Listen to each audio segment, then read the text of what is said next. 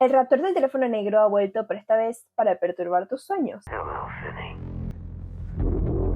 ¿Realmente valió la pena ese giro que le dieron a esta nueva secuela? Pues en este video lo averiguaremos. Hola a todos, ¿cómo están? Mi nombre es Andrea Mantilla, pero ustedes me pueden decir Andy, y bienvenidos a un nuevo video. Amigos, una de las películas más esperadas de este año se estrenó, y es que estoy hablando de nada más y nada menos que El Teléfono Negro 2. Sí, la secuela de aquella que se estrenó en el 2022. Esta primera película fue definitivamente un total éxito y dejó la vara bastante alta. Así que obviamente Hollywood tenía que seguir sacándole provecho y dinero a esta saga, así que decidieron crear una segunda parte que, a pesar de que le hicieron unos cambios con respecto a la primera, estuvo bastante interesante. Pero antes de hablar de ello, quiero que recordemos un poquito sobre la primera. Esa primera película se estrenó prácticamente hace 3 años y fue dirigida por Scott Derrickson, el mismo que ha dirigido películas como por ejemplo Siniestro, Doctor Strange y por supuesto esta nueva entrega que se estrenó recientemente. Ahora bien, esa primera entrega era más como de misterio y suspenso porque tocaba temas sobre secuestro infantil, traumas, abusos y hasta maltrato hacia los niños, cosa que realmente daba miedo porque es algo que puede pasar en la vida real y que le puede pasar a cualquier persona. En esa, más allá de algo sobrenatural, el villano o el raptor era alguien real, era alguien humano, un psicópata que estaba mal de la cabeza, que obviamente generaba mucha tensión con sus acciones y con sus reacciones hacia las cosas que hacía Finney en esa película. Pero ahora en esta secuela decidieron cambiar un poquito el rumbo de las cosas, y ojo aquí que si aún no has visto la primera y quieres darle una oportunidad a esta segunda, es necesario que veas la primera, ya que hacen algunas referencias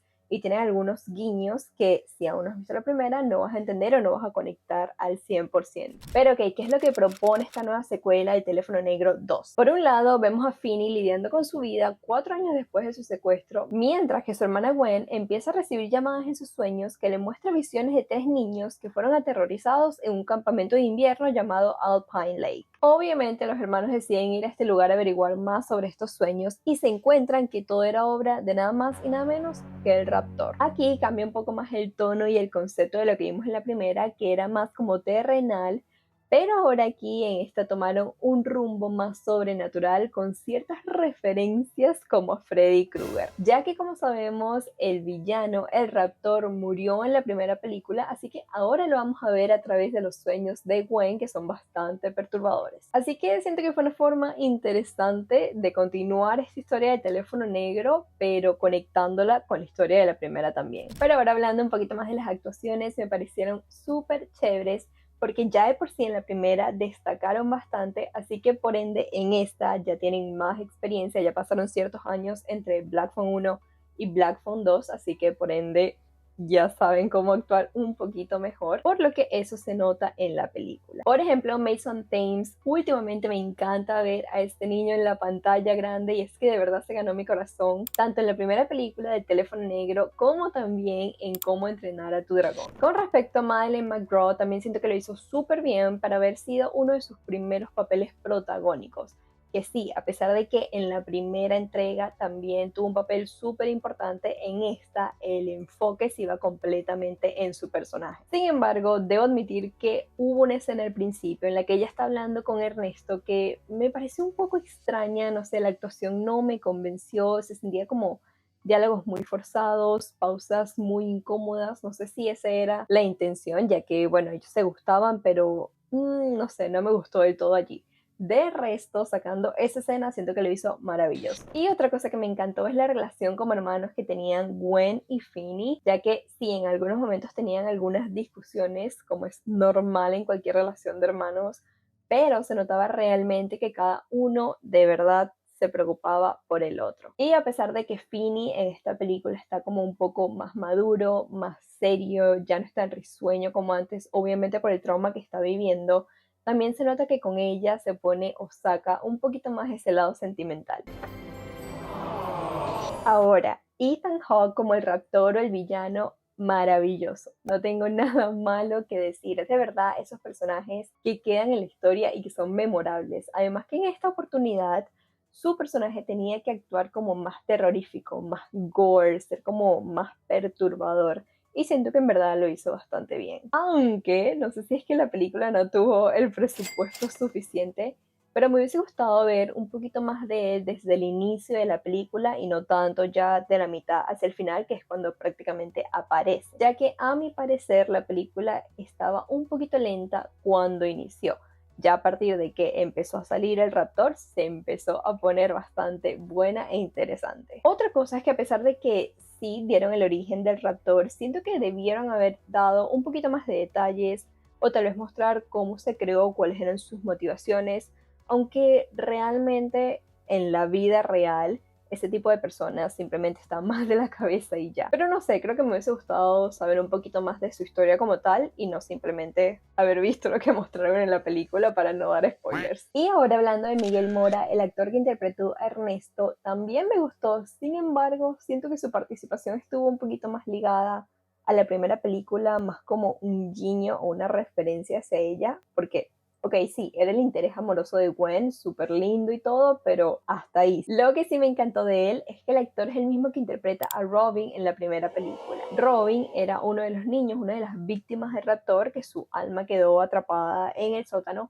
pero también fue uno de los niños que ayudó a Finny a enseñarle cómo pelear para así poder escapar del raptor. Levanta el teléfono, da un paso hacia atrás, luego adelante, luego atrás y pega. Con respecto a los otros personajes que también aparecieron, que fueron más que todo dentro del campamento, siento que hubo algunos de ellos que estuvieron de más y que tampoco aportaron mucho a la historia como tal, siento que estuvieron muy extra, pero bueno, al final tenían que agregar personajes a la película, ¿no? También, por supuesto, como ya es popular ahorita en casi todas las películas de este género de terror, es que incluyeron ciertos toques de comedia, pero me gustó que fueron bastante sutiles porque como que iban con la escena y con los diálogos que estaban en ese momento, así que básicamente no te sacaban o no te hacían perder el suspenso que estaban generando en cualquier momento de la película. Otra cosa que siento que funcionó bastante bien en esta película fue la ambientación, ya que estaban como en un campamento aislado, con la nieve cayendo, una tormenta, básicamente en un lugar donde no podían escapar, así que daba esa sensación como de estar encerrado. Me imagino que más o menos haciendo como una referencia a la primera de que Finny estaba en un sótano y no podía salir. Bueno, algo así en esta, pero en un espacio abierto. Además, el toque terrorífico también se lo daban cuando agregaban las escenas como de película vieja o con el efecto de grabación de Super 8, que era prácticamente las pesadillas de Gwen, y este efecto era horrible, era así como te daba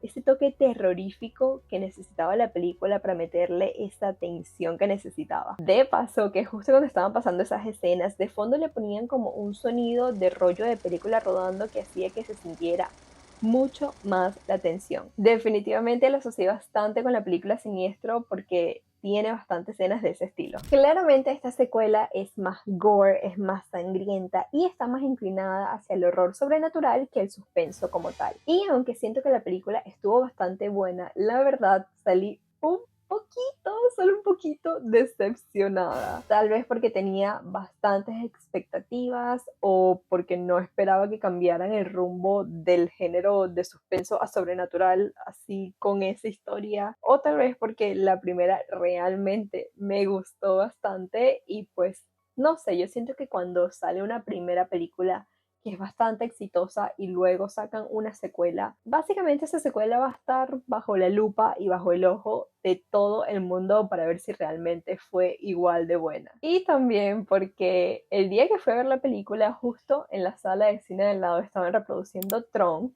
así que en algunas escenas donde requerían silencios o que no hablaban o que estaban tratando de construir alguna tensión, pues justo en ese momento estaba sonando a todo volumen la música de Tron.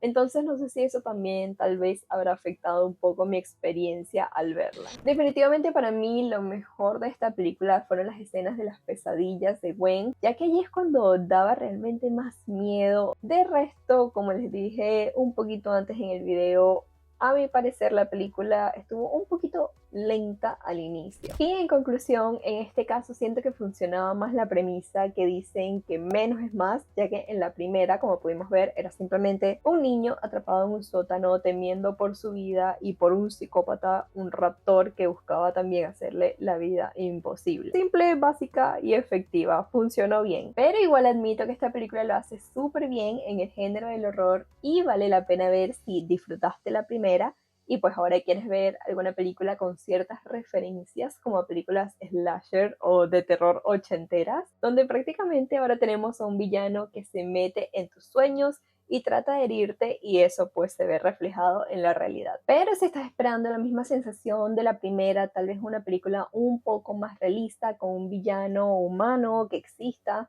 algo más parecida a lo que nos mostraron en El Teléfono Negro 1, pues te adelanto que eso no es lo que vas a encontrar más un terror sobrenatural. De hecho, he visto varios comentarios divididos, hay personas que le ha gustado más esta película que la primera entrega, y también viceversa, hay otras que dicen que la primera entrega es superior a la segunda y allí me incluyo yo en ese grupo. Pero bueno amigos, hasta aquí el video de hoy. Esta fue mi opinión sobre El Teléfono Negro 2, una película que me gustó bastante, pero definitivamente sigo prefiriendo la primera antes que esta. Por supuesto, déjame en los comentarios si ya la viste o si tienes planes de ir a verla. Y si ya la fuiste a ver, déjame en los comentarios qué tal te pareció. Como siempre, te agradecería muchísimo que le regales un like a este video, que te suscribas al canal, que lo compartas con todos tus amigos y familiares si fue de tu agrado.